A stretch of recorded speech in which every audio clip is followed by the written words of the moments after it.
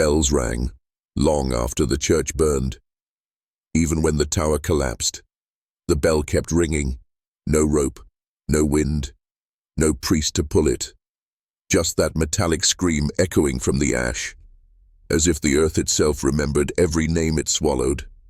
Now lean in, because what I'm about to tell you was never meant for you to hear. In the quiet hills of western Pennsylvania, a church once stood where the trees now whisper sideways. St. Mary's. It was said to bless the land, but the land never forgot what it buried. From 1851 to 1860, 21 altar boys vanished, one by one. No witnesses, no blood, no bodies.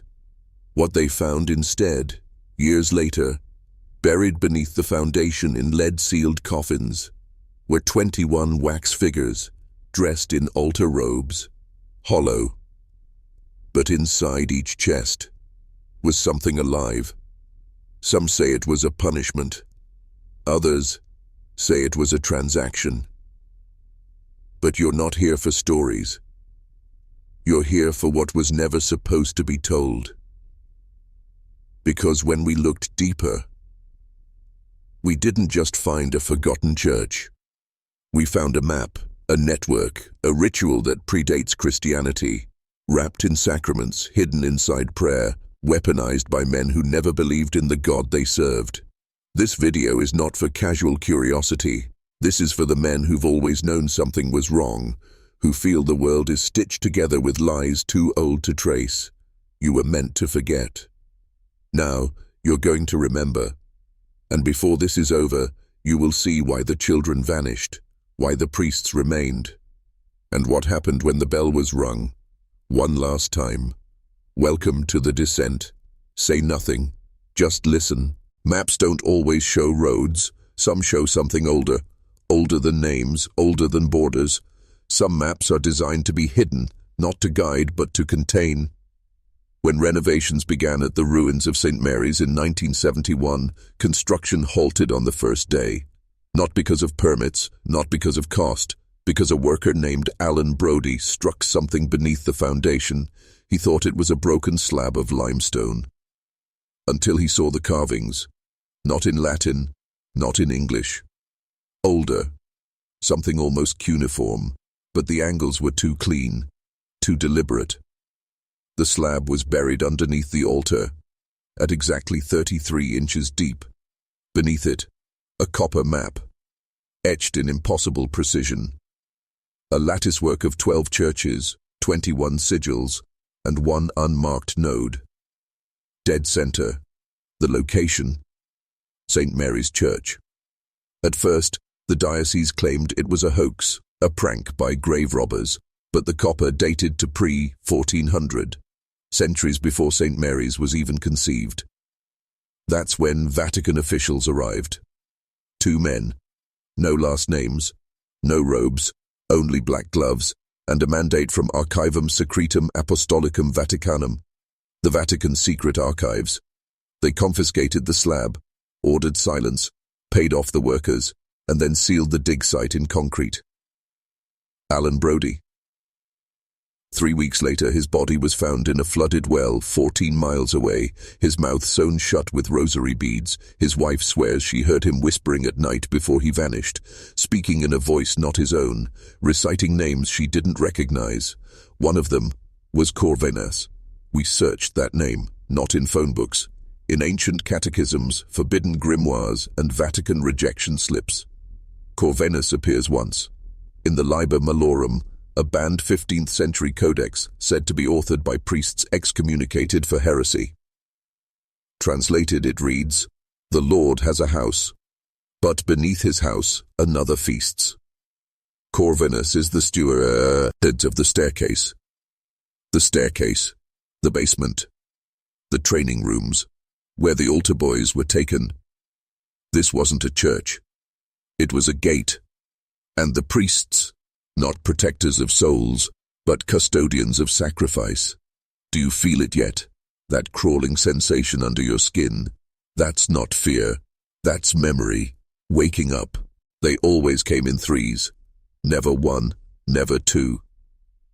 3 priests, arriving without announcement, in the dead of night, no carriage, no luggage, no past.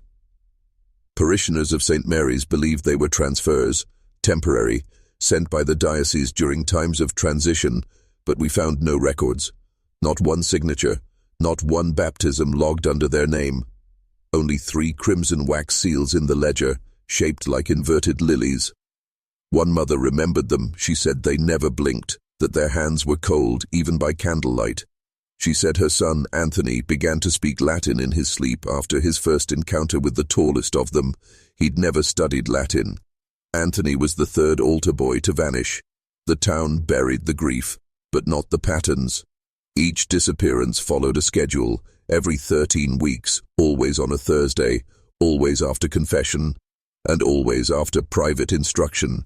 This wasn't a man hunting boys. It was a machine, calibrated to the day, to the hour. We reviewed the original confessional logs. They'd been locked away in a cedar box behind the sacristy, sealed with brass hinges and warnings in Latin. Cave silentes, custodi pactum.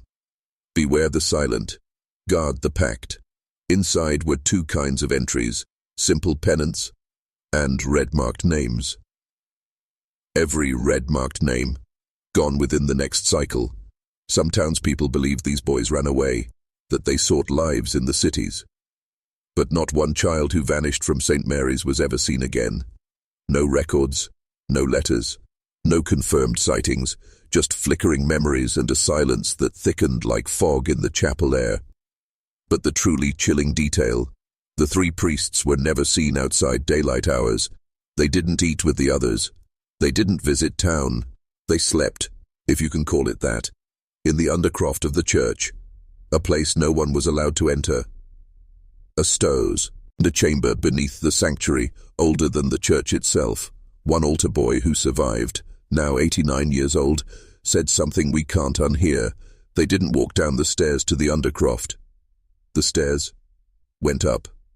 And the priests, they didn't teach us to pray. They taught us how to forget. Because forgetting was the first offering. And memory, that was the price of survival. They sang every Sunday. Always the same 6 boys. Flawless pitch, perfect harmony. White robes so clean they seemed untouched by dust or time. The townspeople loved the St. Mary's choir. Their voices were said to bring peace to the dying and calm to those on the edge of madness. But here's the thing. No one ever remembered seeing them eat. No one saw them leave the church. And in all the parish photos from 1853 to 1858, they looked exactly the same. Same faces, same solemn expressions, same height, same hands. Not one wrinkle, not 1 year older. One mother finally asked, "Why doesn't my son age like the others?" She received a handwritten letter 2 days later, delivered by a gloved hand and sealed with the inverted lily. "Your son has ascended. His service is no longer yours to question." That night, her house caught fire. No one inside survived. The local fire brigade said it was a chimney accident. But there was no chimney. Not anymore. You think this is horror fiction? The choir appears in Vatican-controlled archives under a red classification known only as Animae Custodes, Latin for keepers of souls. According to a buried report from 1861, they were part of an ancient rite, a system of containment. Each boy was a vessel, not of talent, of trauma, of memory deliberately fragmented, reshaped, and compressed into sound. Their songs weren't just hymns. They were locks. Every note they sang kept the truth bound inside the walls of St. Mary's. Every harmony, a barrier against the awakening of something deeper, something older. The longer the boys served, the less human they became. Not because of some supernatural transformation, but because the training hollowed them out. One former custodian wrote, "I once caught Liam, one of the choir boys, staring into the mirror in the sacristy for over an hour. His mouth was closed, but I could still hear it, or the singing. When St. Mary's collapsed in a storm in 1863, the choir was presumed dead, but not one body was ever recovered, only 6 robes, neatly folded on the altar, still warm. And since that day, 6 different churches across America have reported identical boys singing identical songs, but none of them ever remember their own names. History hides in what we're told, but truth hides in what we were never meant to read. In 1993, a graduate student named Caleb Downs received special access to diocesan archives under a theology fellowship. He thought he'd be translating Latin sermons. Instead, he found something that wasn't on any catalogue list. A box with no label, sealed in wax, but not with a crest. The seal was an eye, closed tight, carved so precisely the lashes were individual strokes. When he cracked it open, he found 5 volumes bound in black leather. No titles, no authors, but every page bled with warnings. Caleb wasn't supposed to read them. He did anyway. He described the ink as slick, almost oily, like it never dried. And he said the writing changed. Not the words, the script itself. Sometimes sharp and angular, sometimes childlike, sometimes spiraling like a hand possessed by rhythm instead of reason. Each page began with scripture, but it would devolve. Quotes from the book of Matthew would blend into references to apocryphal texts, then pagan inscriptions, then symbols that didn't correspond to any human language, not known ones at least. But it wasn't random. There were patterns, coordinates, dates, and repeated names. Each a match to a missing altar boy from St. Mary's, listed in the order they disappeared. Beside each name, a sigil, unique, untranslatable, etched in a substance that tested positive not for ink, but for iron-rich blood.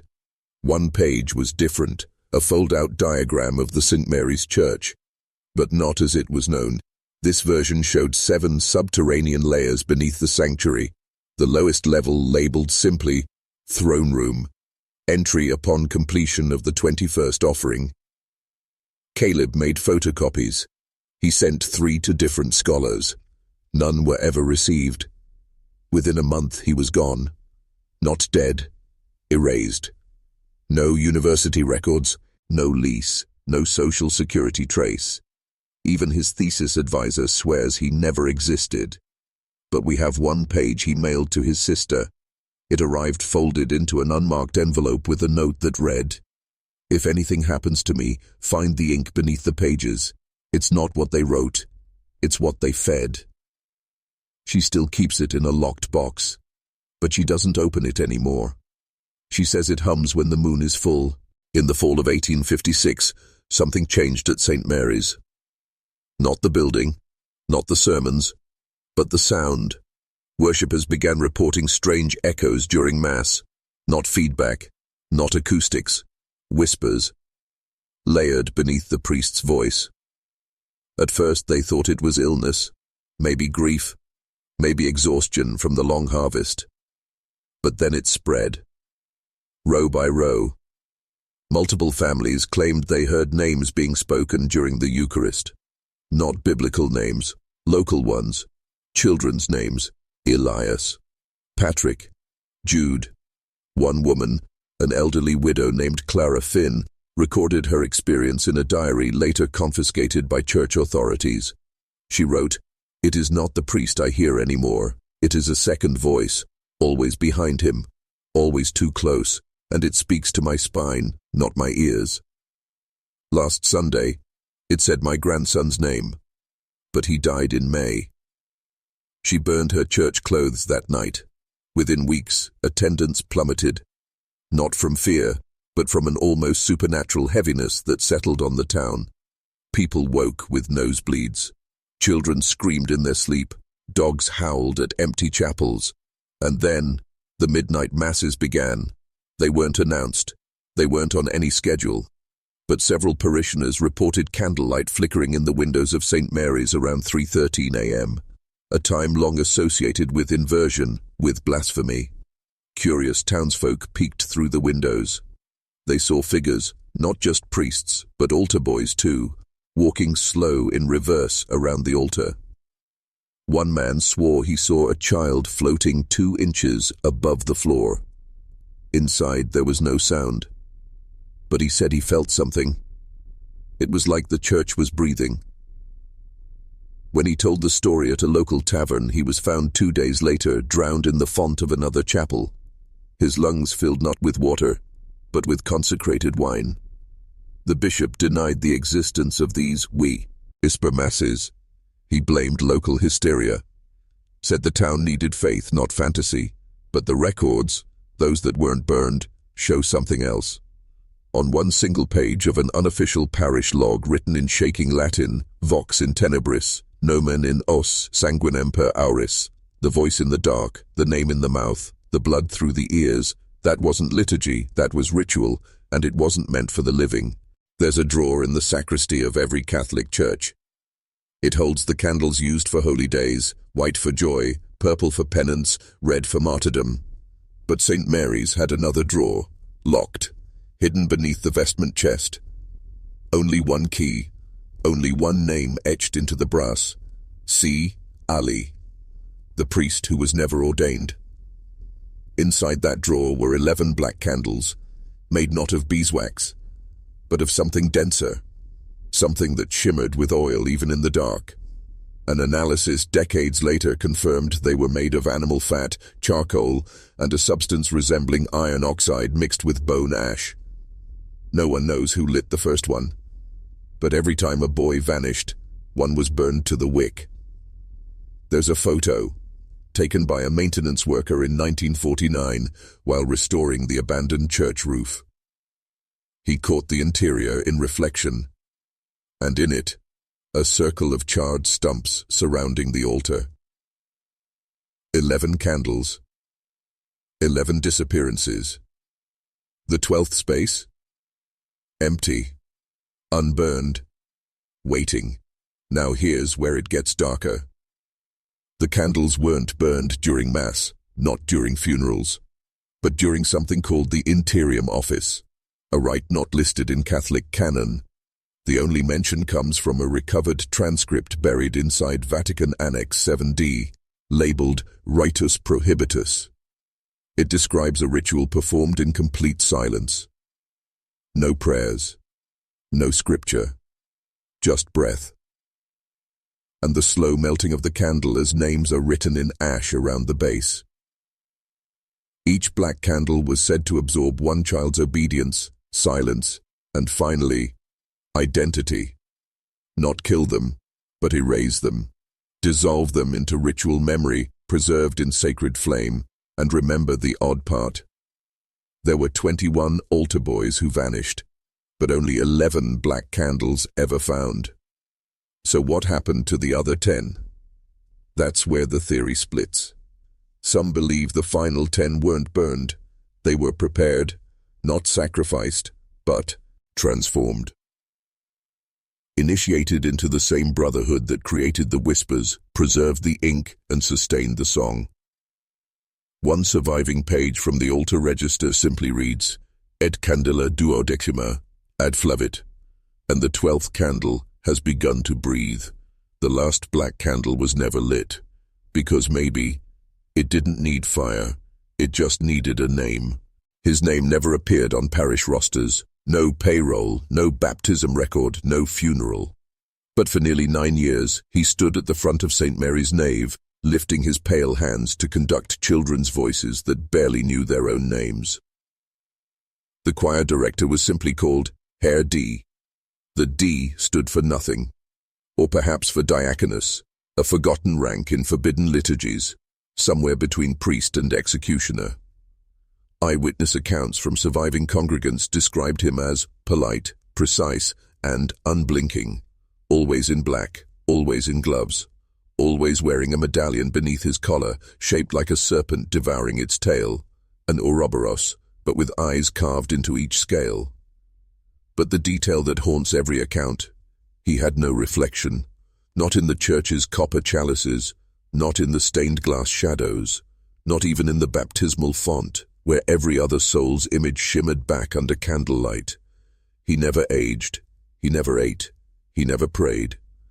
But when he raised his hands, every boy sang in perfect synchronicity, even those who had never read music. And here's where it fractures into horror. A letter found in a rusted filing cabinet behind the old parish furnace, written by a Sister Magda O'Reilly in 1859.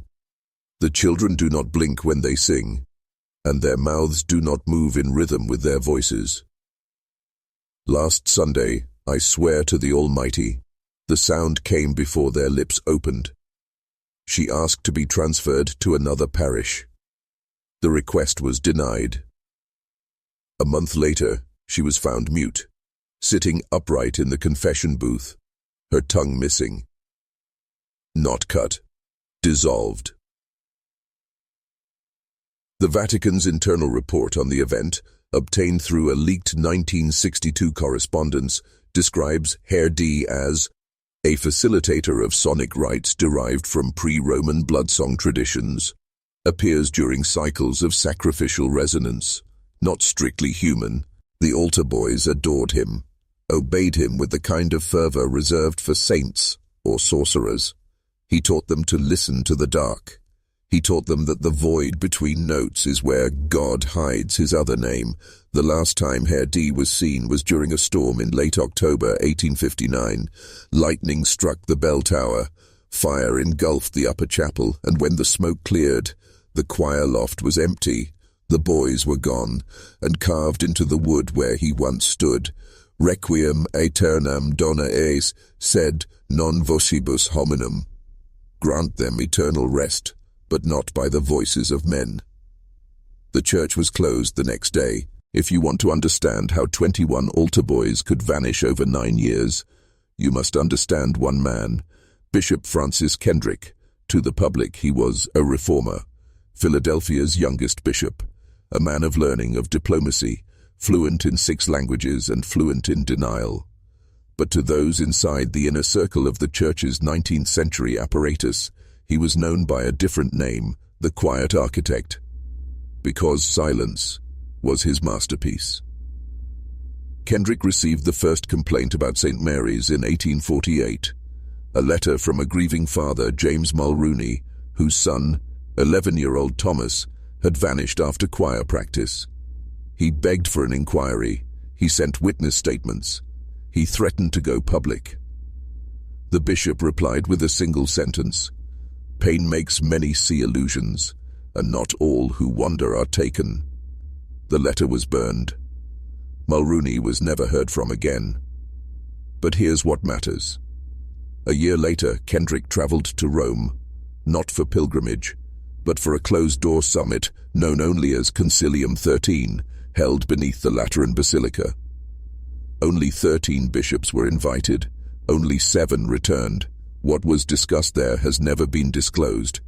But following his return, Kendrick authorized a doctrine never ratified by any pope, Custodia Infernalis, the infernal custody, a private order of clergy assigned not to spread the gospel, but to contain it, or rather to contain the parts of it deemed too old, too wild, too alive. He ordered certain chapels in Pennsylvania, Maryland, and Ohio to be repurposed, not as places of worship, but as holding structures for what his journals called resonant contamination. St. Mary's was one of them. He began replacing priests with men who had no seminary records. Men like Father O'Malley, men like Herr D. In an unsigned homily draft discovered decades later, Kendrick wrote, "Some shepherds must key with wolves, not to feed the flock, but to keep darker mouths hungrier still at bay."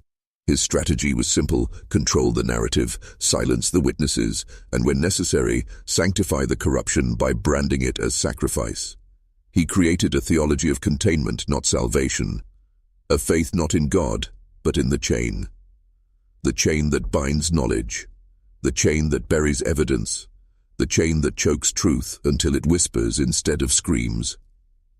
And it worked, for a while, until one of Kendrick's own priests, a man burdened by guilt, broke ranks and left behind a journal that was never meant to be read. That journal was found sealed in lead, buried beneath a burned rectory in 1976. Its final page reads, There is no salvation without memory, and no memory without pain. His name has been erased from parish walls. No plaque, no photograph, no tombstone. But in 1976, beneath the ash and cinder of a collapsed rectory, search teams unearthed a small lead-lined box. Inside it, wrapped in wax cloth and bound with rusted rosary wire, was the journal of Father Aidan Brannigan. What's inside changed everything. Brannigan was assigned to St. Mary's in 1855, just 4 years before the fire that ended it all. He was 29, young, idealistic, fluent in Latin, but naive to the machinery of church secrecy. He believed he was sent to assist with an overwhelmed congregation. Instead, he found a machine already in motion. One he could no longer stop. In his first entry, the choir sings, "But I do not hear God." Their notes fall perfect and dead. They sing like mirrors, not children.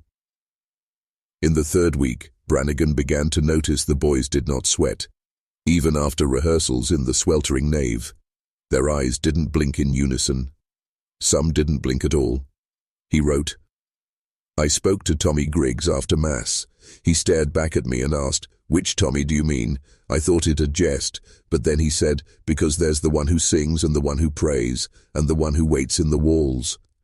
By month 2, Brannigan began documenting what he called reflections that lie. In the confession booth, he caught his own silhouette moving before he did. He stopped sleeping, he stopped eating, he started counting. There are 21 boys on the altar roster, but never more than 17 in church at one time. No one ever asks where the others are. They just say, they're at rehearsal. Then came the dream. Brannigan describes waking in the church basement, surrounded by open hymnals filled with unreadable script. A language that looked like ink bleeding from wounds. He couldn't read it, but he could sing it. He writes, "The song began in me, as if it had beads, and waiting for a mouth. It tasted like copper and thunder, and I understood. This is not a place of worship, it is a reservoir of consent." What does that mean? A consent we give not with signatures, but with silence, with obedience, with sacrifice. Brannigan tried to alert the bishop. His letter was returned with a red wax seal marked ODS, the Order of the Deep Silence. That was his final entry. "I cannot leave. I am the last lock. If they sing again, it means I've failed." The journal ends with 13 lines scratched out, as if erased violently. But under ultraviolet scan, those lines become visible. They contain names, dates, and a final phrase repeated 3 times. "He is not gone. He is not gone. He is waiting for the last boy to remember." There is a record, buried deep within the diocesan archives of Allegheny County, of a mass held with no priest, no witnesses, only sound. The entry is brief. March 4th, 1859. Choir performed vigil hymns without father present. Organ played despite no organist assigned. Nave doors locked from the inside. 11 boys accounted for, none seen entering. Witnessed only by Sister Agnes Malone, now deceased. Filed under divine anomaly. But there is another account, not official, not Catholic. It came from Mary Calper, a Lutheran seamstress who lived across from the church. She was not allowed in Catholic services, but she often watched from her attic window. That morning she wrote in a letter to her cousin, "I heard music at dawn, the kind that makes the bones forget their age. Not beautiful, not human, like grief folded into glass." 11 boys stood at the altar, eyes closed, mouths shut. Still the song came, full, layered, terrifying. It made the windows hum. She goes on. "I ran to the church, but the doors wouldn't open. Not stuck. They breathed. They exhaled warm air like lungs too old to collapse. When the doors finally gave way, 5 hours later, the nave was empty. No choir, no music. Only Sister Agnes kneeling before the altar, eyes wide, unblinking, whispering. They sang with the mouths they left behind. She never spoke again. 3 days later, she drew a picture in charcoal before setting fire to it herself. But a partial photo of that drawing survived in the archives of her convent. It shows 11 boys, standing not in rows, but in a spiral, their mouths sewn shut with what appears to be rosary wire, and above them, floating where the crucifix should hang, a figure headless, winged, blindfolded, holding a conductor's baton made of bone, inscribed beneath the image in Latin, Quia memoria est fidelitas, because memory is loyalty. Here's where it gets worse. Years later, when the church was converted into a municipal hall, construction workers uncovered what they believed to be ventilation tunnels beneath the altar. But they were not tunnels. They were channels, carved in spirals, inlaid with bone-white stone that tested non-terrestrial in mineral analysis. The blueprints for the renovation were recalled by the Archdiocese the same week, and the only surviving copy was purchased at auction by a private Swiss collector for $1.3 million and never seen again. Whatever happened that day in March 1859 was no miracle. It was a signal, one not meant for human ears, and if the boys truly sang without mouths, who and or what gave them voice? Not all the altar boys remained missing. One returned, but by the time he was found, he was no longer a boy. His name was Edwin Mallory, son of a coal miner, last seen on April 12, 1851. He was 12 years old when he vanished after evening vespers. His parents searched for months. His mother died of grief 2 winters later. But in 1893, nearly 42 years later, a man walked into a courthouse in Venango County, barefoot and wrapped in what looked like a choir robe, torn and sun-bleached. He said only 5 words. I was in the walls. At first they thought he was mad, a wandering drifter. But when investigators checked birth records and compared fingerprints, they confirmed it. It was Edwin Mallory. Chronologically, he should have been 54, but physically he appeared 16. No graying hair, no loss of collagen. His teeth, bones, height, all consistent with a teenager, as if time had paused for him, or passed him, differently. Doctors declared it an extreme case of trauma-based developmental arrest. But one psychiatrist, Dr. Lydia Crane, kept pressing. She recorded over 70 hours of interviews with Edwin before the state seized her tapes.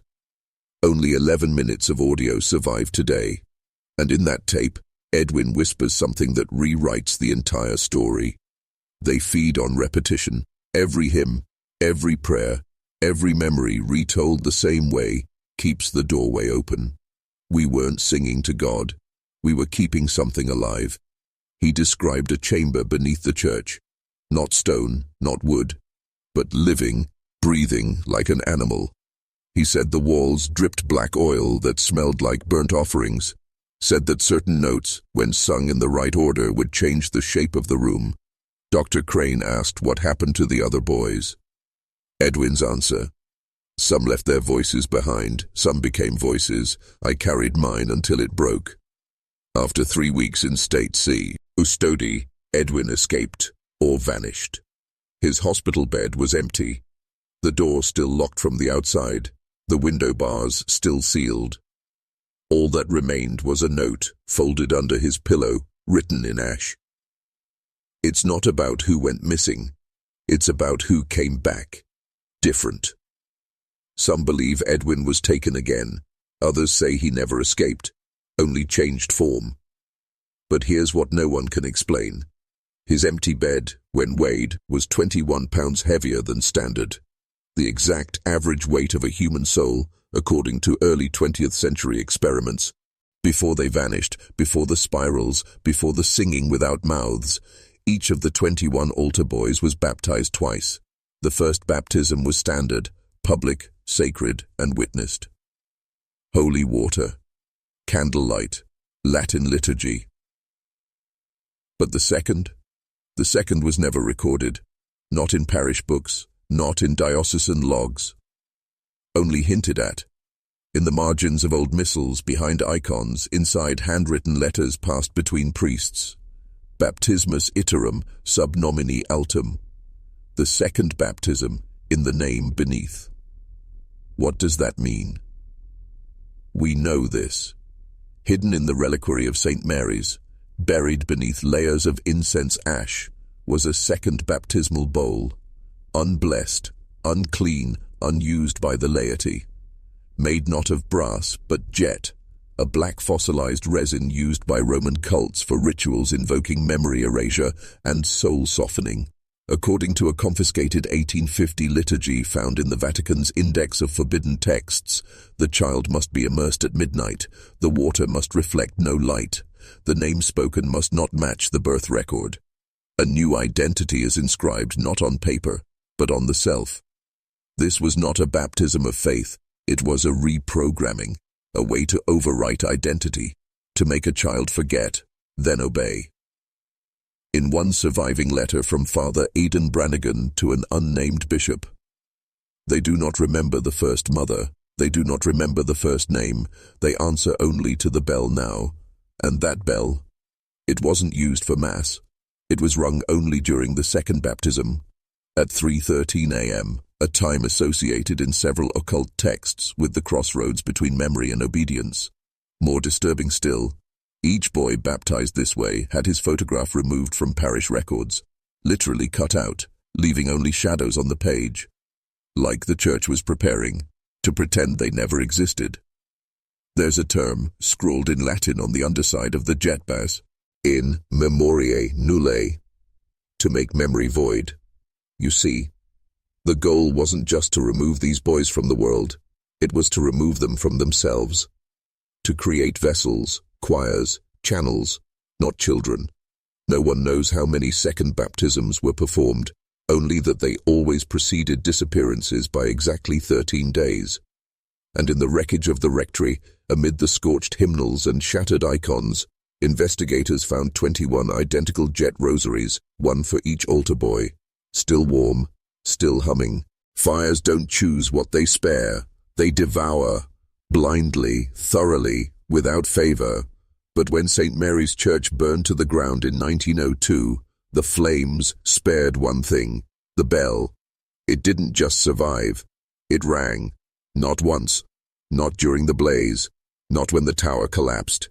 It rang 3 days later, after the church was reduced to ash, after the ruins had cooled, after the last investigator had left, at 3:13 a.m., the same hour as the forbidden baptisms. Neighbors in the surrounding hills reported hearing a deep, hollow peal rolling across the valley.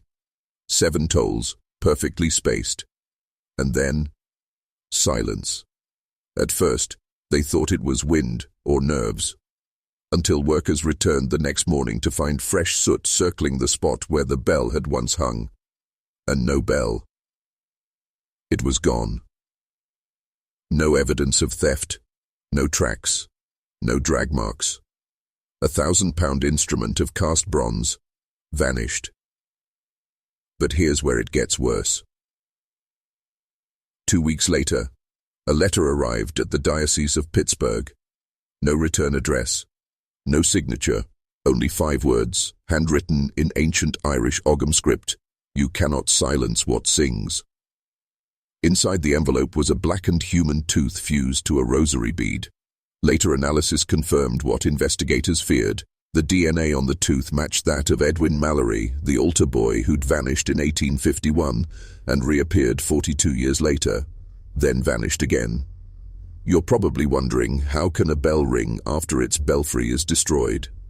That's the question researchers asked in 1997 when a team of archaeologists conducted sonar scans beneath the ruins of St. Mary's.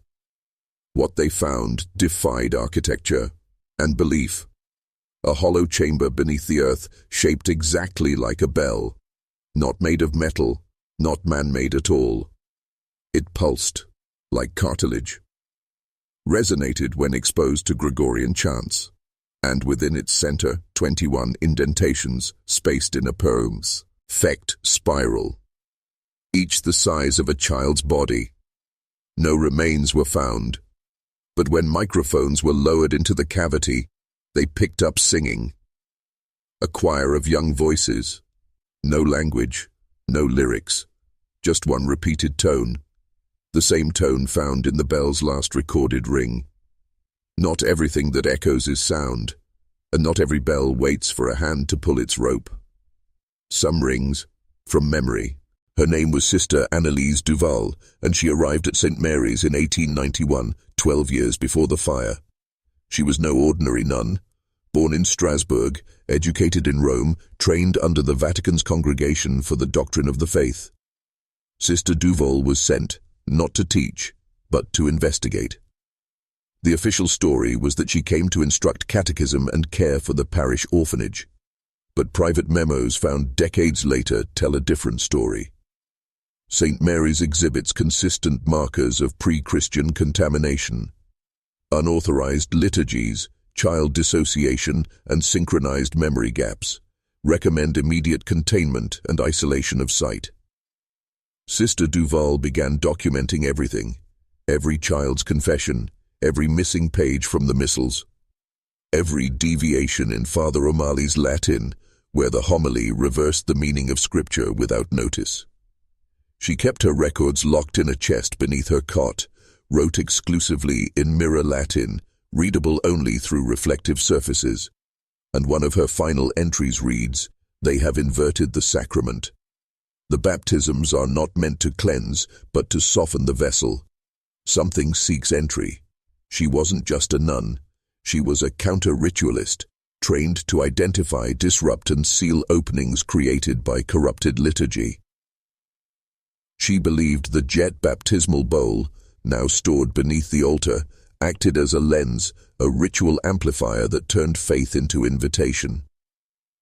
On October 9, 1902, 2 weeks before the fire, she broke into the sacristy and removed the bowl, dragged it through the church's eastern transept, and buried it under the sanctuary floor, sealed inside a lead box marked with 7 carved symbols, each one corresponding to a verse of Psalm 91, the protection psalm. She placed her journal inside the box with the bowl. But she wasn't fast enough. Father O'Malley, if it was still him, found hate. Return. That same night, Sister Anneliese was discovered by parishioners, bound to the altar in a mock crucifixion pose, her lips sewn shut with golden thread used in priestly vestments. The thread was knotted 21 times, each knot a name, each stitch a warning. She died within minutes of being found. But here's the part no one explains.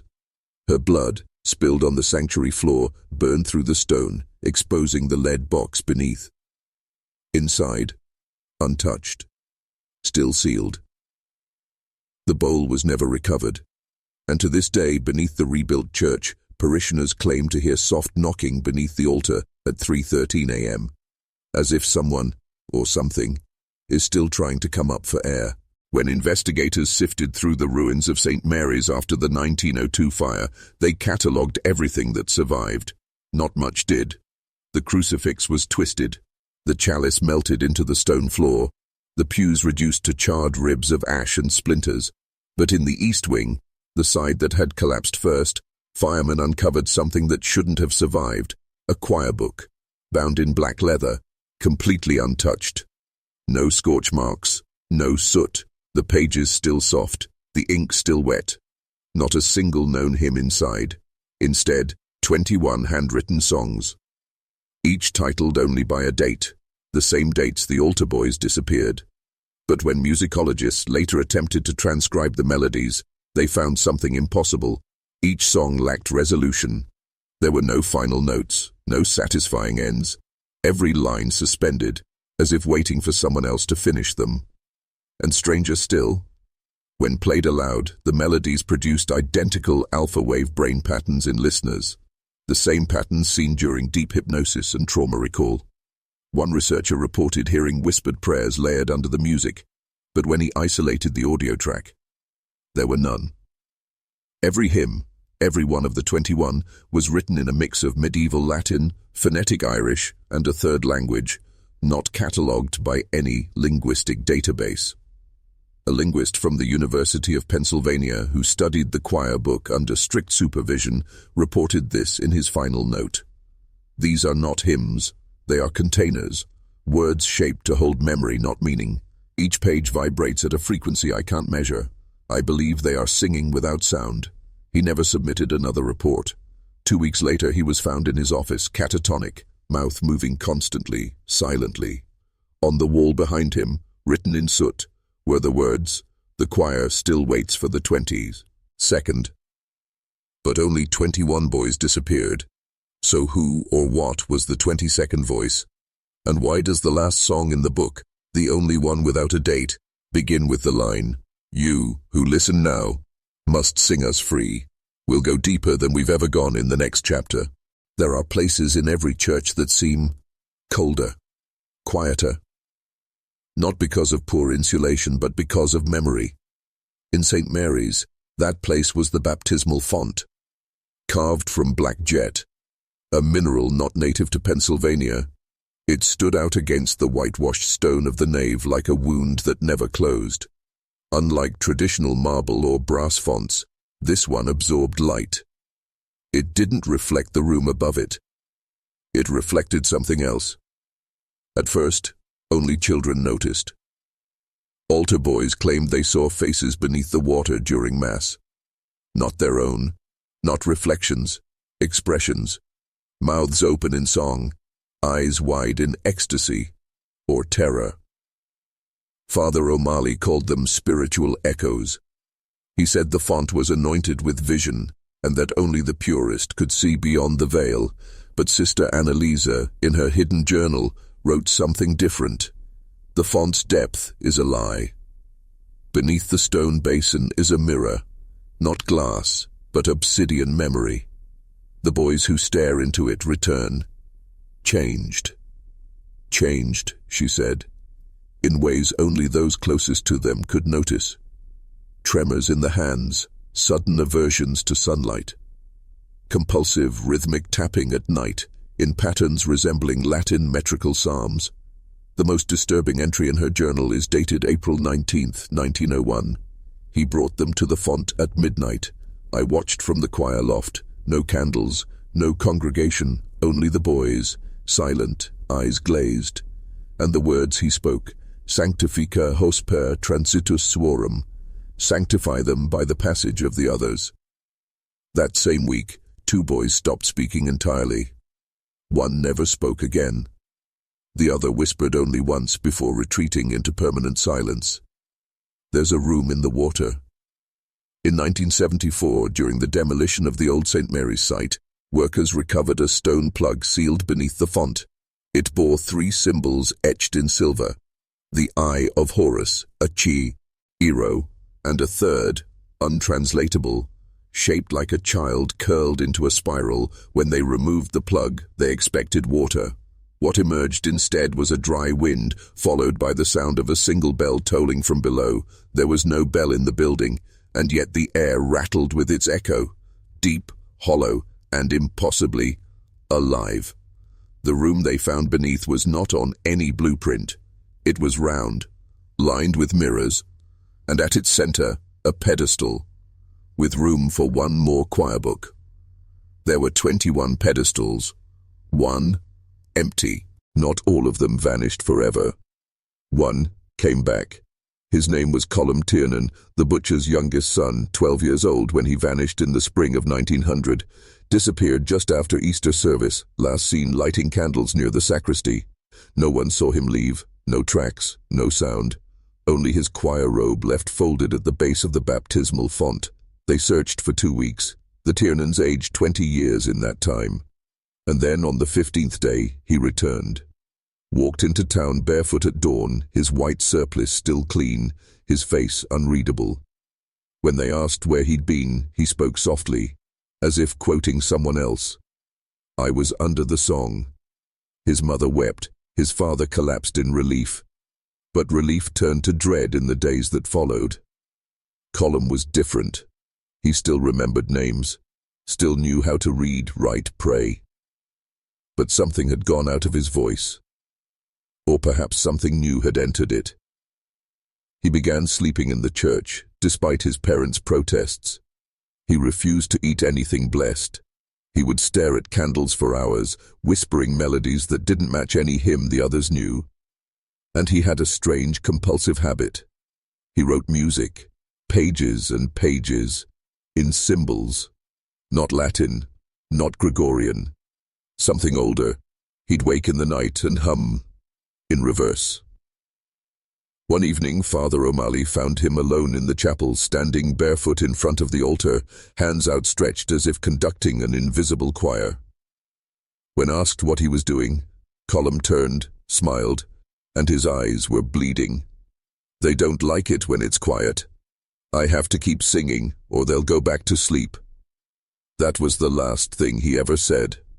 Colum fell into a coma hours later. His body remained alive for 41 more years, never aging, never moving. The doctors called it a medical impossibility, a locked-in state with no trauma, no brain damage. But the nurses reported things, lights flickering, Latin whispering in the vents, a smell like frankincense and wet stone, and every year on March 19th, Colum's body would weep tears of blood. No explanation, no cause, just one date, year after year, the same date that Michael Flanagan, the first vanished altar boy, disappeared. There's a name for this kind of state in some monastic texts, vox dormiens, the sleeping voice, a vessel kept warm until the choir is ready and the missing voice returns. The bell tower was the tallest point in Sacred Heart. It cast a long shadow over the town, marking the hours with chimes so precise they became the heartbeat of the village. But that tower held more than gears and bells. In 1921, when lightning struck the west-facing spire, stonemasons arrived to assess the damage. What they discovered changed everything, though no one outside the clergy ever saw the full report. Inside the base of the bell tower, hidden beneath removable stones, was a narrow spiral staircase leading down, much farther than it should have. The foundation blueprints showed only 2 levels. The staircase had 9. And at the bottom, after nearly 90 vertical feet of descent, was a chamber, circular, lit only by a skylight shaft designed to reflect the full moon every 27.3 days. Etched into the walls were names, but not of saints, not parishioners. Children, 1 of them. Each one disappeared between 1893 and 1902. Each one with a name carved in reverse, as if they weren't being honored, but summoned. In the center of the chamber stood a stone altar, and on it, still sealed, a leather-bound volume. Not scripture, not liturgy, a mass, but not Catholic. The Latin was distorted, like a dialect drawn through centuries of misuse. Its title, written in gold leaf, translated to "The Harmonic Offering of the Innocent." Each page corresponded to a phase of the moon and required a voice of purity, and handwritten in the margins, in a looser, more modern script, "The bell must ring 12 times for the door to open. Blood must be warm, the song must be true. No false tone, no aged mouth, no lie in the breath." It was signed, repeatedly, with a single symbol, a trinity of circles interlocking like chain links. That same symbol appears on the back of every missing boy's choir robe, stitched in thread only visible under blacklight. His mass wasn't just ritual, it was mechanism. A machine made of sound and soul, one that could only be activated by a precise combination of purity, harmony, and belief. And when the bell rang 12 times on the winter solstice of 1902, the night all records from St. Mary's vanished in the fire. The door beneath the bell tower opened, but what came through, no one has ever spoken aloud. Only one phrase was found scratched into the altar, likely by fingernail. It isn't God they were singing to. They say evil wears many faces, but at St. Mary's, it wore just one. Father Cohen Elias. He arrived in 1893, the same year the first altar boy vanished. Tall, graceful, skin like paper burned at the edges, his sermons dripped with eloquence and terror. He spoke of redemption like a man who'd never tasted it. His Latin was perfect, but it wasn't Roman. It was older, more vertical, and those who listened closely noticed something else. When the candles flickered, or the light bent at odd angles during Mass, Father Elias cast two shadows, one that followed him like any man, and another that lagged behind, slower, taller, moving even when he stood still. At first, they called it an illusion, a trick of light in the aging church, but children are hard to fool. Several altar boys began to complain of waking at night to see Elias's other shadow standing in their rooms, not moving, not speaking, just watching. One boy, Peter Langley, age 10, tried to draw it. Crayons on butcher paper. The result was seized by parish staff, but Sister Marianne described it in her diary. It was not a man. It was not a beast. It had Father's face, but the mouth was gone, stitched shut in a ring of nails. Around it were eyes, hundreds of them, weeping blood, gazing backward into the page. 2 weeks after drawing that image, Peter vanished. His bedroom window was still locked from the inside. His shoes were left neatly under the bed, the only clue.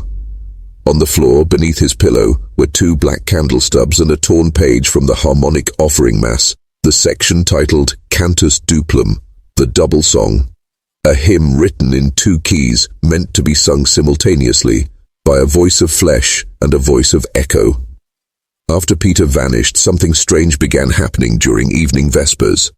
When Father Elias would sing alone in the chapel, another voice would in him, low, vibrating, coming from the walls themselves.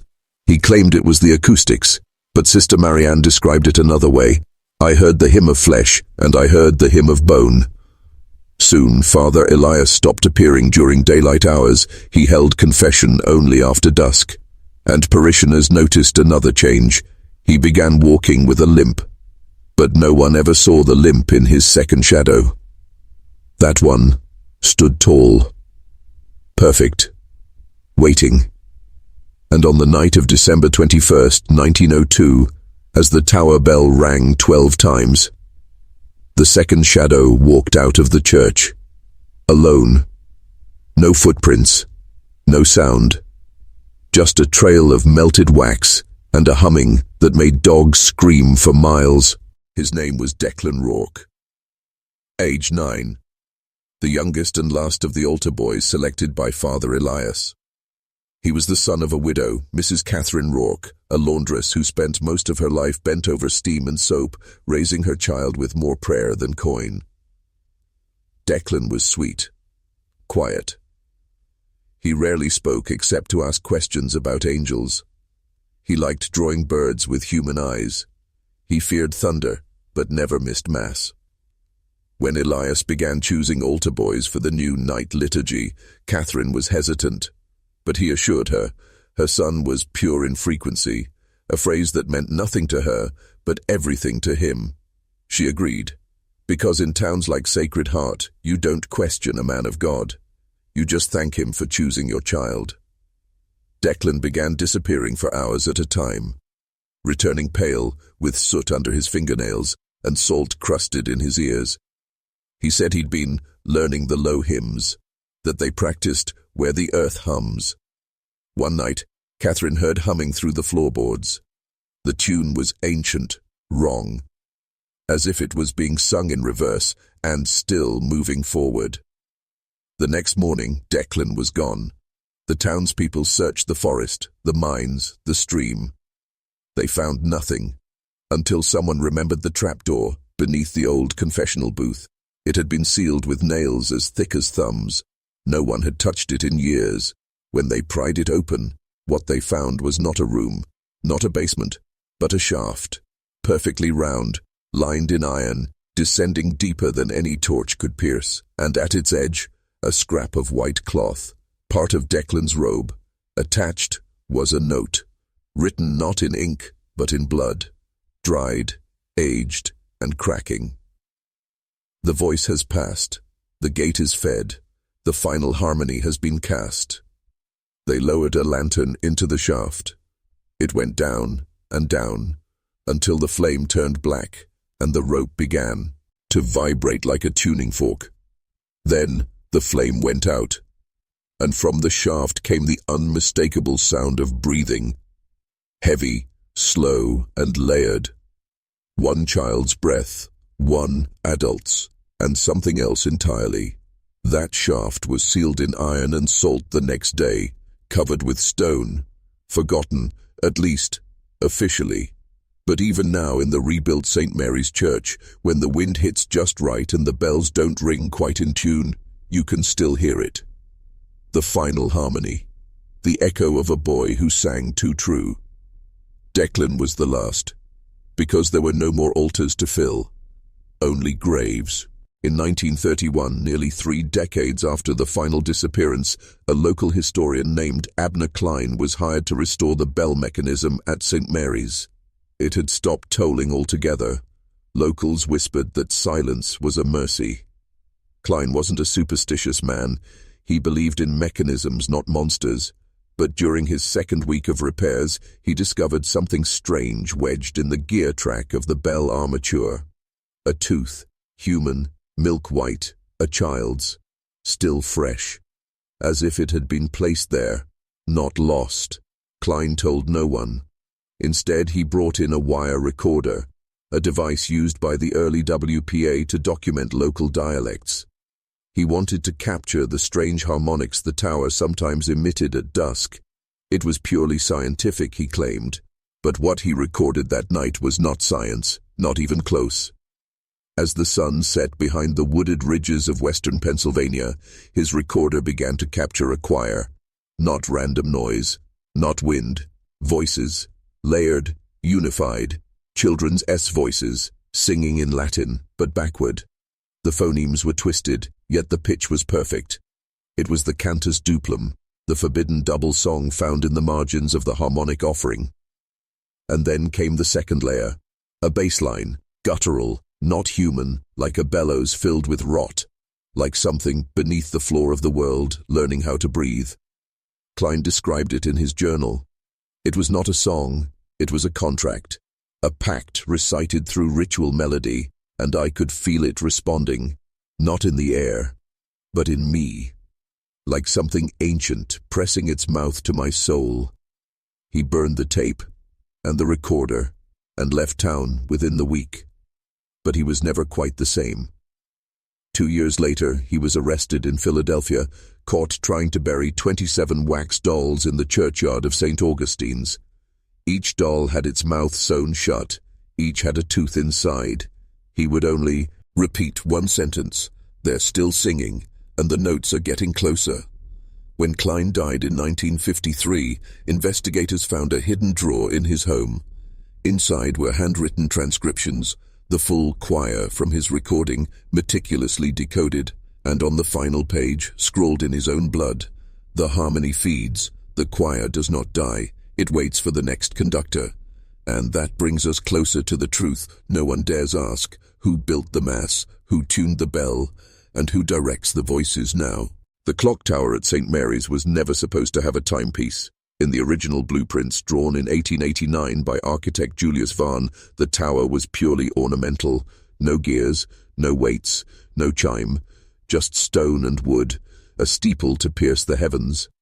But sometime between 1891 and 1893, the same window when Father Elias arrived, that plan changed.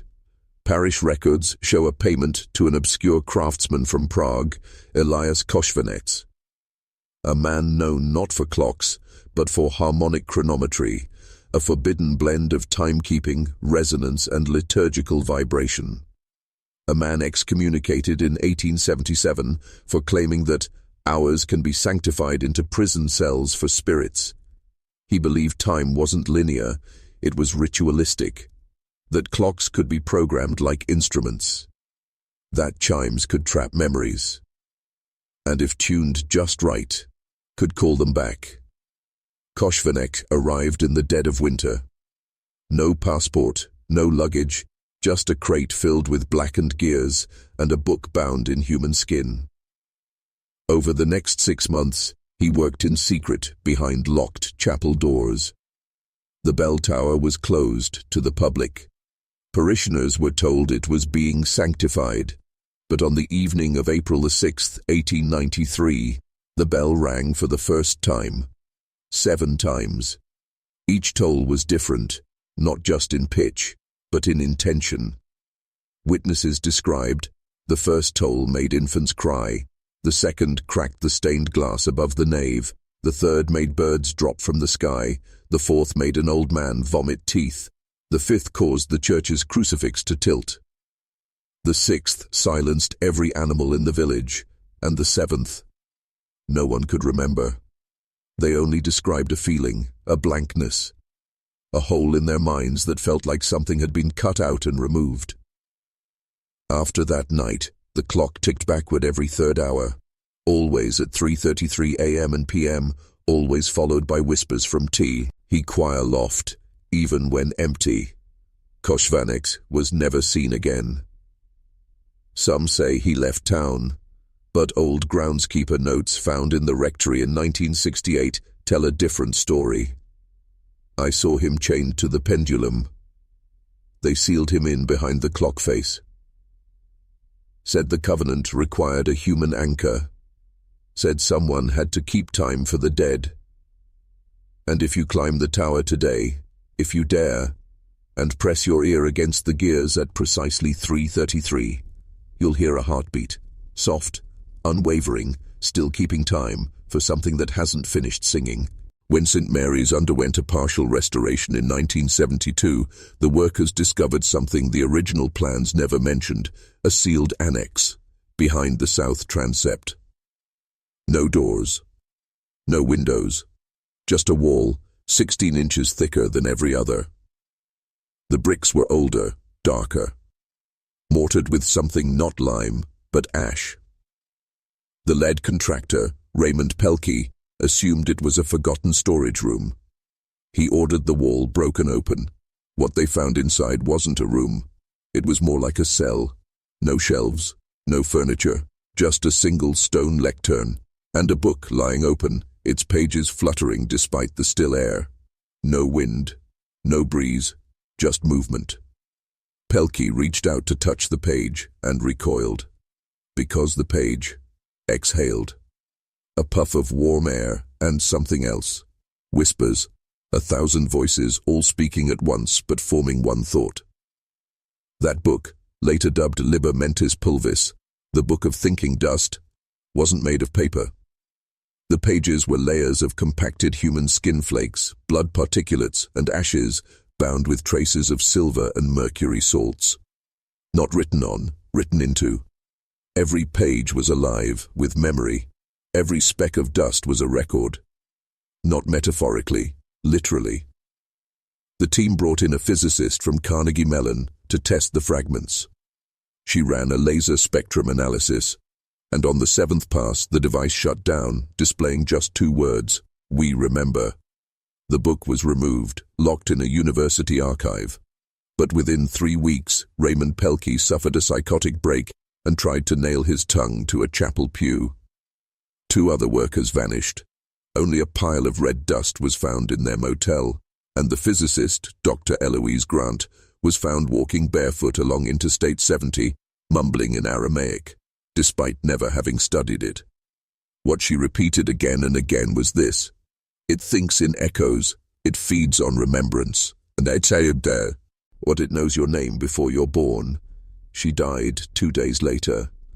Autopsy showed no brain matter, only a fine reddish powder, still warm. To this day, if you stand in the south transept, beneath the patch of wall where that cell once lay, you'll sometimes cough, not from sickness, but from something settling in your lungs. And if you listen closely, between coughs, you'll hear them. We remember, we remember, we remember. So what exactly did they remember, and who asked them to forget? Her name was never recorded. No birth certificate, no baptismal record, no burial. She is known only by what the parish nurses whispered in old letters, the quiet one. Or, sometimes, the mouthless girl. In the winter of 1901, an anonymous benefactor donated $3,000 to St. Mary's, a small fortune at the time, with a single condition: a child must be taken in and cared for, no questions asked, no inquiries, no records. She arrived 2 weeks later, wrapped in red wool, eyes the color of storm water, and no mouth, no wound, no scarring, just skin. Smooth, unbroken, as if the face had forgotten what a mouth was supposed to be. And yet somehow, she spoke. Not aloud, not in voice. But when she was near, the walls would whisper, glass would fog, ink would run, and sometimes children would weep without knowing why. Sister Agnes, one of the caretakers, documented these events in her hidden journal. The girl does not cry, nor smile, but she expresses, like an echo in the chest that is not your own. And when she dreams, she projects things I cannot explain. Once the infirmary floor turned to ash. Another time all the crucifixes bled from the eyes. She never ate, never drank. She simply stood at the window and stared at the church tower for hours. But the strangest phenomena began on March 3, 1903. Every night at 3:03 a.m., the bells of St. Mary's would chime, but no one had wound the gears. And after each chime the girl would smile, not with her mouth, but with her eyes. Like something familiar had spoken her name. Then came the drawings, found beneath her bed, sketched in charcoal and old lipstick. Hundreds of figures, headless, mouthless, hollow-eyed, gathering around a clock tower with black smoke pouring from its face. Some showed a tree without roots, others a mirror with no reflection. All signed the same way, a symbol traced in red, a circle with a single dot in the center. Ancient, occult, known as the solar eye, once used by desert cults to represent that which sees but cannot be seen. One night in 1904, the girl vanished. Not escaped, not abducted. She simply wasn't there. And in her place, on the stone floor of the dormitory, was a perfect mouth. Just a mouth. Lips closed, sewn shut, with blonde hair. And in Sister Agnes's journal, the final entry reads, "The choir is ready. The tower has its tongue. All that remains is the breath." Every Catholic church has a confessional, a small chamber of forgiveness. One side for the priest, one side for the sinner. Between them, a screen, so guilt can pass through without judgment. But at St. Mary's there was a second confessional, never shown to the public, never used for absolution. It was built beneath the floorboards of the sacristy, directly beneath the altar, inverted. A confession booth, flipped upside down.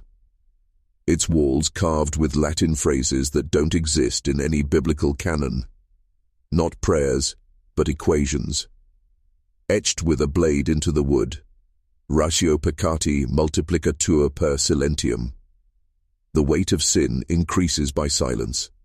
But whose silence? This secret room was discovered in 1983 by a seminary student named Nathaniel Kress, who had been assigned to document church relics during a diocesan audit. He pulled up the floorboards after noticing a draft during prayer.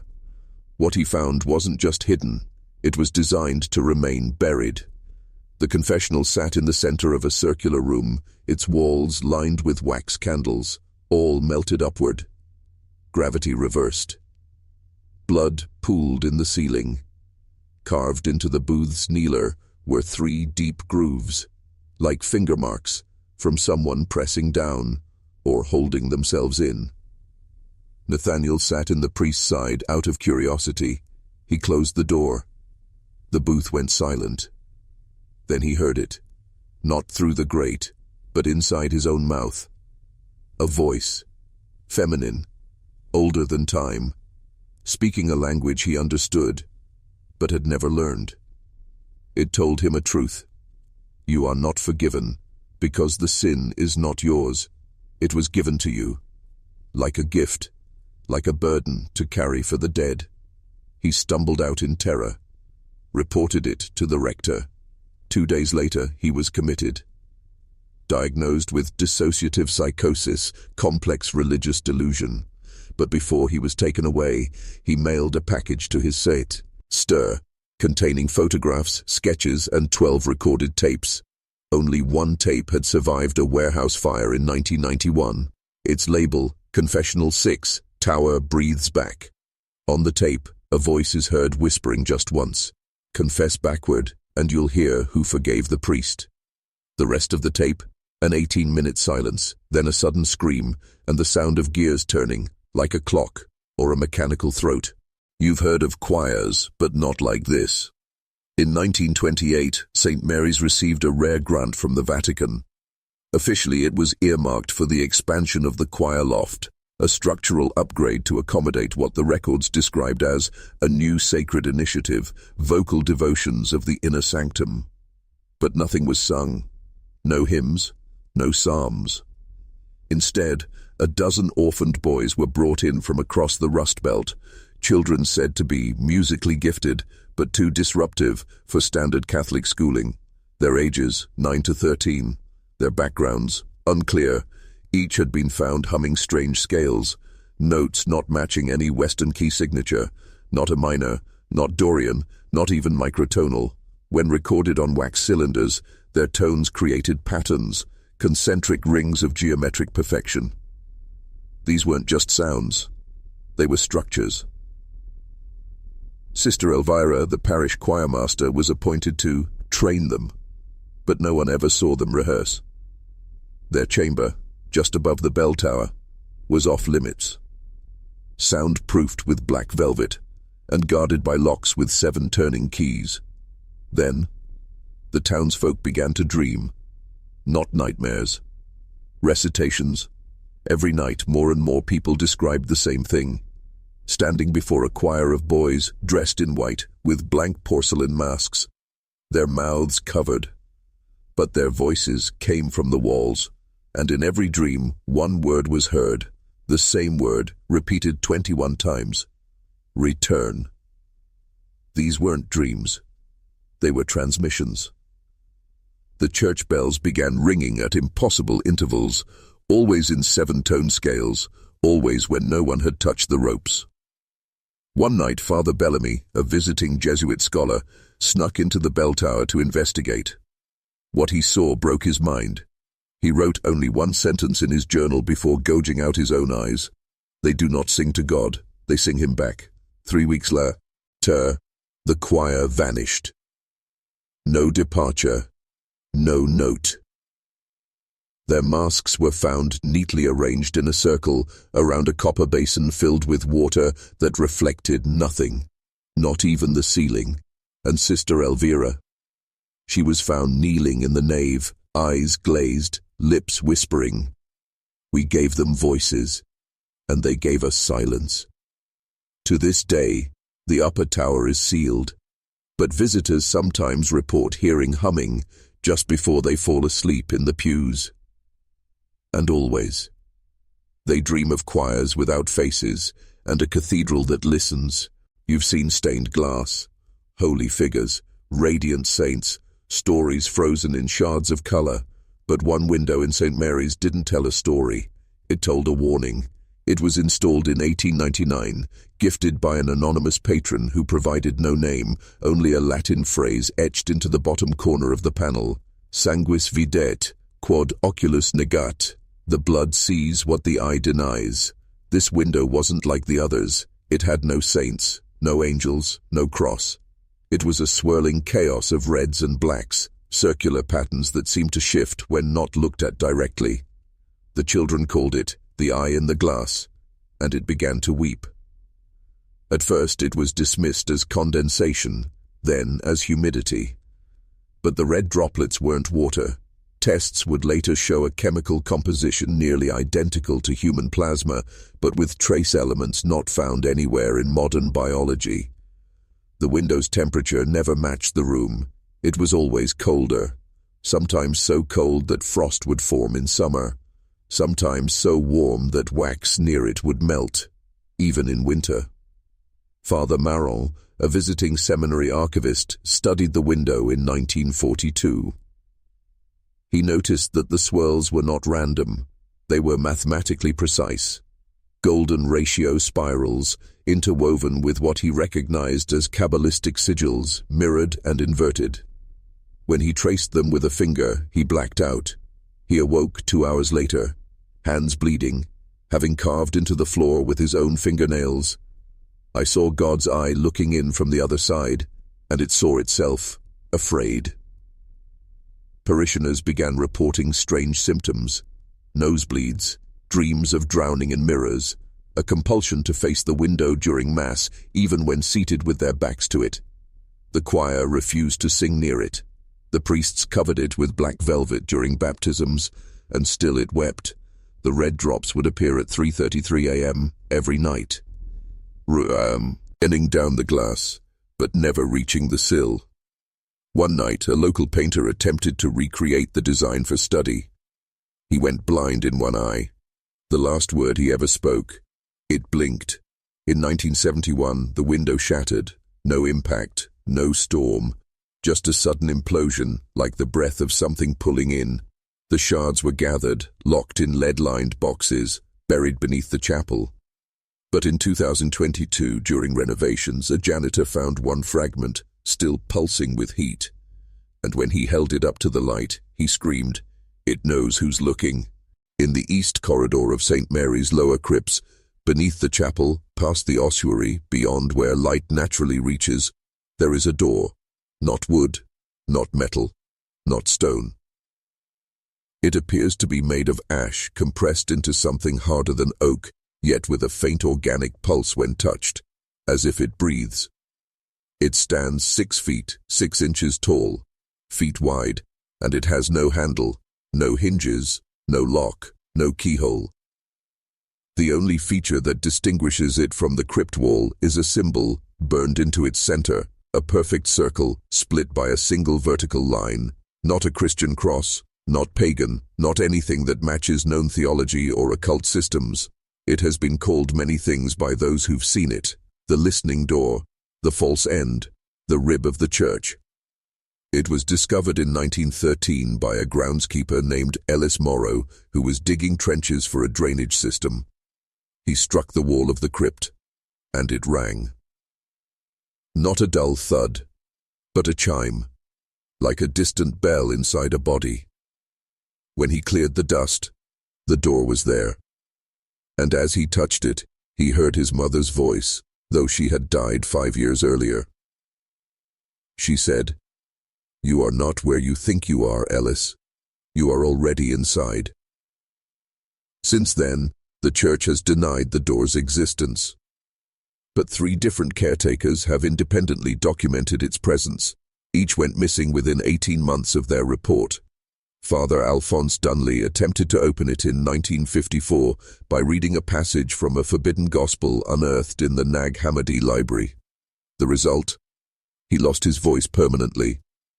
His final confession, written on a chalkboard while weeping, simply read, "The door has no key, because you are the key, and if you turn, something turns back." They sealed off the corridor, but in 2007, a structural collapse reopened the pathway. The door remained, untouched, unopened, unyielding. Bank security footage showed that every 7th night, exactly at 2:17 a.m., the door's surface changed. Its texture rippled like water, and faint whispers echoed in the corridor, in languages long extinct. But when staff arrived, nothing remained. Only the smell of clove smoke and burnt paper. A priest who ventured closest claimed the door had memory. "It knows your name," he said. "Not your given name, your true one, the name you've never said aloud. And yet, no one has opened it. Or perhaps, someone has. And the reason they've never returned is because the door didn't lead somewhere. It led someone out. There was a Sunday, August 9th, 1931, when every mouth in St. Mary's opened at once, and none of them knew why. Mass had begun like any other. The bells rang, candles flickered, the organ wept its slow, trembling chords. Father Rowan stepped to the pulpit, his Bible open to the book of Ezekiel. But when he spoke, his voice was not his own. It was deeper, older, laced with a cadence that made bones itch and made even seasoned soldiers shift in their pews. At first the words seemed Latin, then Aramaic, then nothing at all, just tone, just resonance.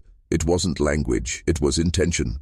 And suddenly, without warning, every congregant began speaking in unison.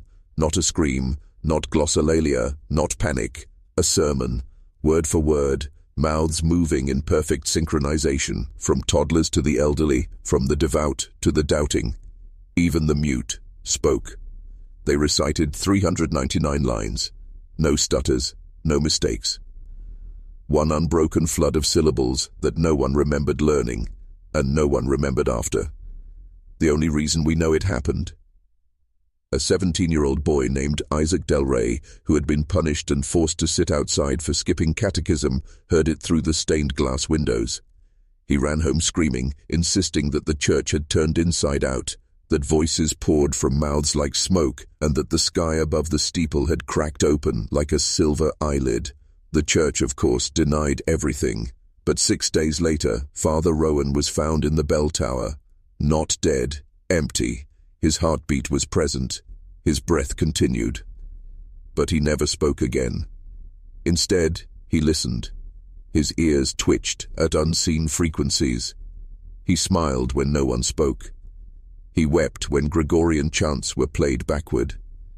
In his room was found a single page, torn from an old hymnal, with a line written over and over. It wasn't a sermon.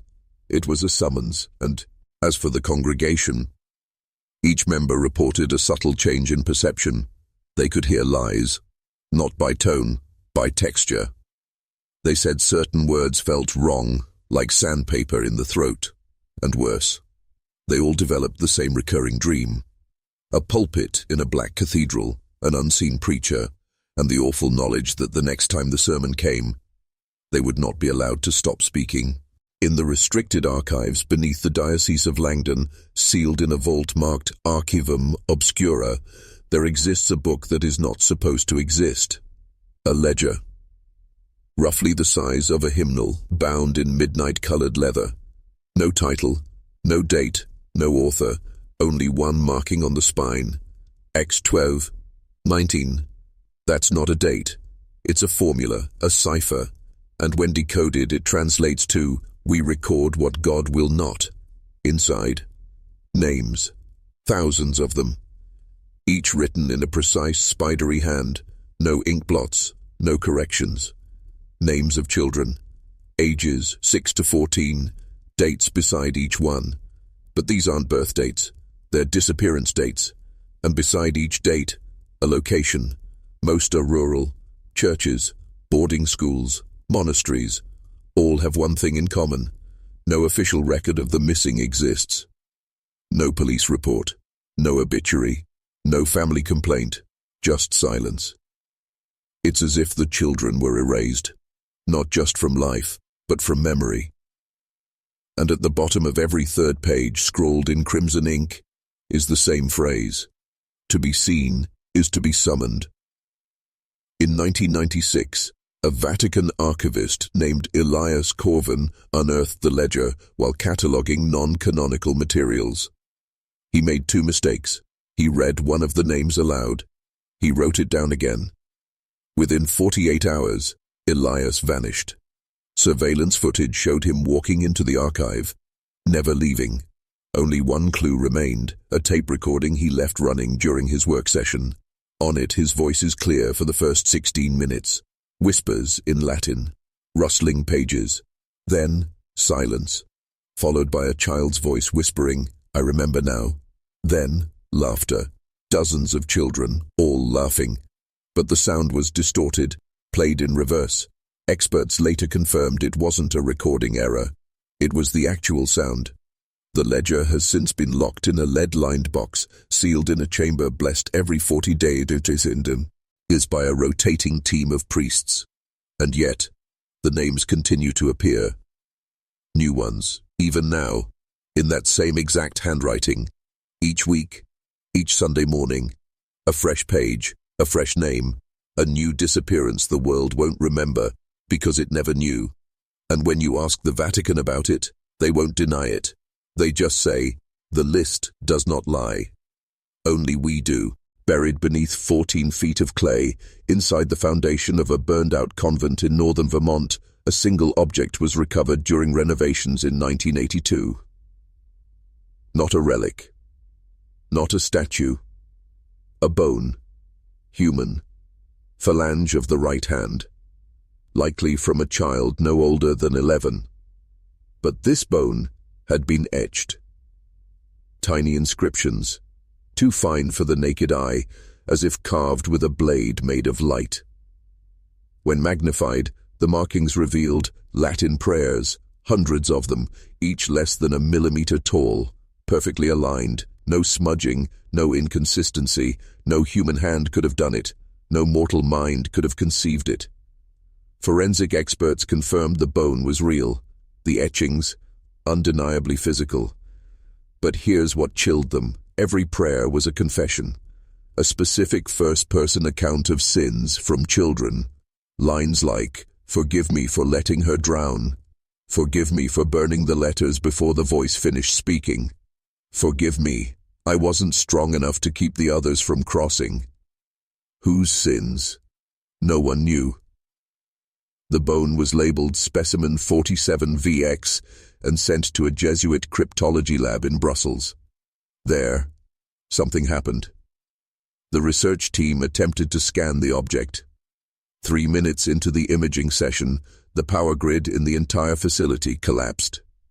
When backup generators kicked on, they found one researcher, Father Mikael Jansen, in a catatonic state.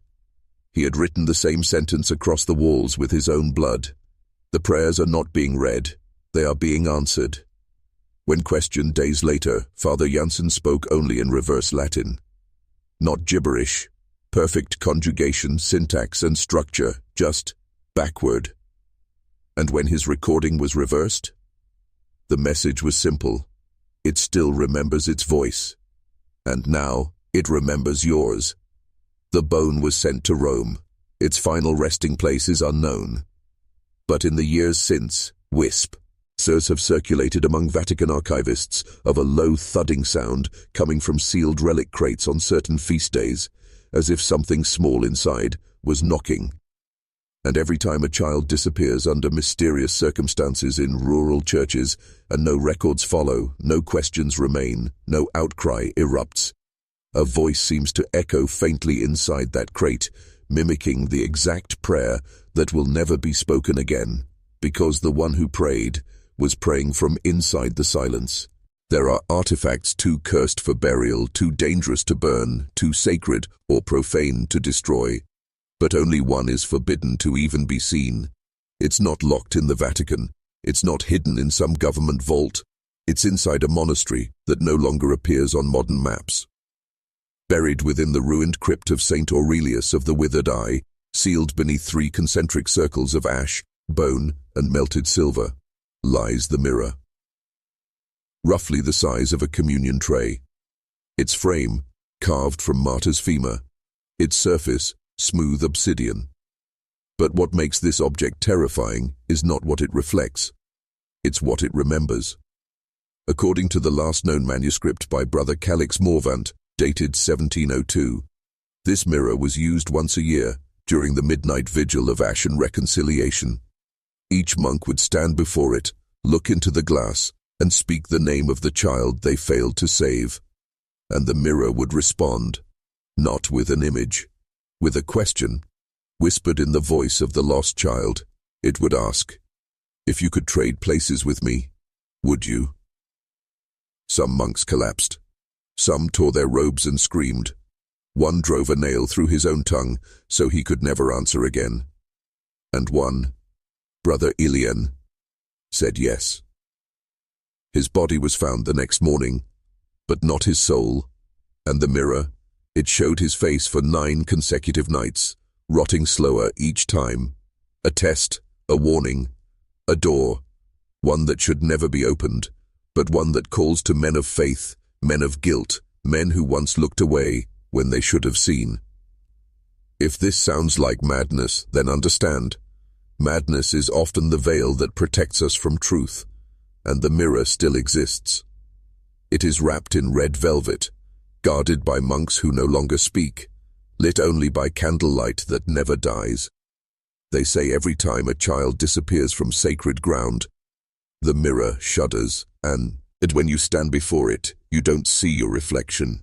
You see the face of the child who never got to grow up because you didn't stop it. And if you look long enough, you see yourself. Not now, but as you would have been if you had answered yes.